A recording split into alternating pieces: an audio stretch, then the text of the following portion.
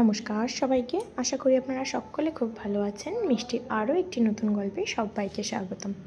সকাল সকাল রেডি হয়ে বেরিয়ে পড়েছিলাম কৃষ্ণনগর বড় মাসির বাড়ি যাওয়ার উদ্দেশ্যে।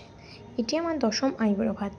মাসির কাছে ঠিক নয়, আমার দুই দাদার কাছে, ছোটদা আর মেজদার কাছে। একই দিনে দুটি ঘরেই আইবুড়ো ভাত খেয়েছিলাম। প্রথমে এখন রেডি হচ্ছি ছোটদার কাছে আইবুড়ো ভাত খাবো বলে।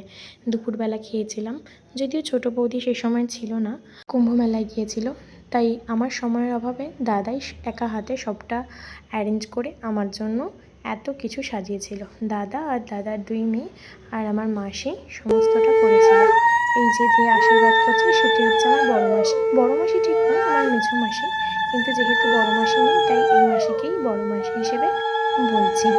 বাকি তোমরা দেখো আইবুড়ো ভাত পর্ব, আর এরপরে মেজদার ঘরের আইবুড়ো ভাতের ভিডিও নিয়ে খুব তাড়াতাড়ি আসছি। সাথে থেকো সবাই।